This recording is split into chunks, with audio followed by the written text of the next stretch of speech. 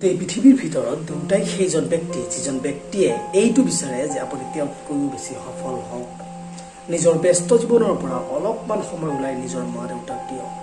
মা দেউতাৰ কথা শুনক কাৰণ এওঁলোকে আপোনাৰ কথা তেতিয়া শুনিছিল যেতিয়া আপুনি একো কথা ক'ব পৰা হোৱাই নাছিল জীৱনত আপুনি হাজাৰজন মানুহ লগ পাব কিন্তু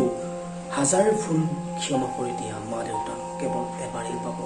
যেতিয়ালৈ আপোনাৰ মূৰৰ ওপৰত মা দেউতাৰ সেই হাত দুখন আছে তেতিয়ালৈ মা দেউতাক কেয়াৰ কৰি কৈ থাকক দেউতা হয় দেউতা থকাটো আমি কেতিয়াও ৰিয়েলাইজ নকৰোঁ কিন্তু যেতিয়া আমাৰ পৰা গোটেই গুচি যাব তেতিয়া ৰিয়েলাইজ কৰা যায় যে আমাৰ ওচৰত সকলো থকাৰ পিছতো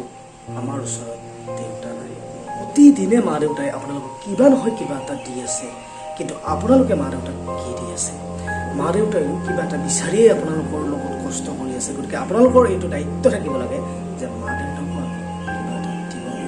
কেতিয়াও ডিছৰেছপেক্ট নকৰিব বহুত সেৱা কৰক সন্মান কৰক কাৰণ আপুনি যিমানেই ডাঙৰ হৈ যাই আছে মা দেউতাও সিমানেই বুঢ়া হৈ গৈ আছে মা দেউতা যেনেকুৱাই নহওক আপোনাক জন্ম দিছে সেইটোৱে